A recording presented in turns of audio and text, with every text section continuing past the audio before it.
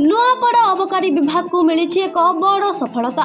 Flying squad inspector Suresh Tandi नेतृत्व में patrolling करुवा बेले कोमना थाना अंतर्गत सेमेलपाली पाखरे बलांगीर जिला लाठरपटू माल बोझी एक बोलेरो मैक्स पिकअप भ्यान द्रुत गति में जाउथुबा बेले अबकारी स्क्वाड अटकाइबा सत्वे न अटकी द्रुत गति में चली जाइथिला। गाड़ीटी को पीछा करिबारु उक्त गाड़ीर ड्राइवर और अन्य 2 जण केन्दुभटा रास्ता रे गाड़ीटी को छाड़ी फेरार मारिथिले। अबकारी कर्मचारी कोमना थाना को घटना संबंध में जणाइबा परे पुलिस उपस्थिति रे गाड़ी को जांच करिबा परे 13 क्विंटाल रु अधिक गंजेई थिबा जणा पड़िथिला।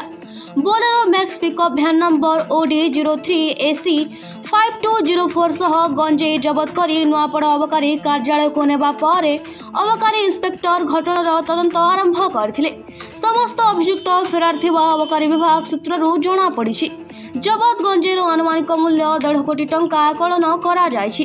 एहा कंधमाल रु चालाण हेउथबा अबकारी अधीक्षक प्रकाश करिथिबा बेले कुआडे जाउथला से संपर्क रे सूचना दे नाहंती।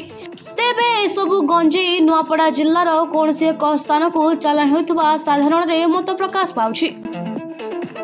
आमे गोमना थाना सेमेलपाली ग्राम रे पेट्रोलिंग कार्य करथुलु। आमको गोटे गाड़ी द्रुत गति रे लाठरपटू आसबार आम देखिकी ताको अटकाइबाकू चेष्टा कलु। से अटकिलानी। जस्ट ताकू जाइकी केन्दुभटा पाखरे अटकिला। से अटकिला तो गोटे जंगल पाखरे किंतु से 3 लोक दौड़िकी पळेले सेठू। तापरे आमे ताकू गाड़ी को सर्च सीजर करिकी नेकी आसलु। आम सहित थिले मोर मोबाइल इंस्पेक्टर थिले आउ एग्जीक्यूटिव मैजिस्ट्रेट भी थिले आउ अन्य स्टाफ माने सब थिले।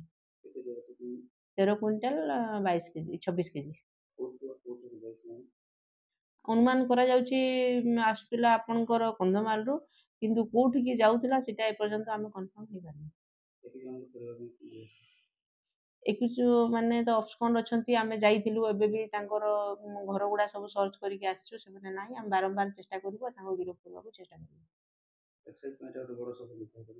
हां एक्साइज में एटा बड़ सफलता। आमे आगरु भी बहुत गुडा केस करछु और एमती नहीं करा हेनी बोली क्विंटाल क्विंटाल केस भी हेछि किंतु एते परिमाण रे हे नथिला। एटा फर्स्ट टाइम एते क्विंटाल हेछि।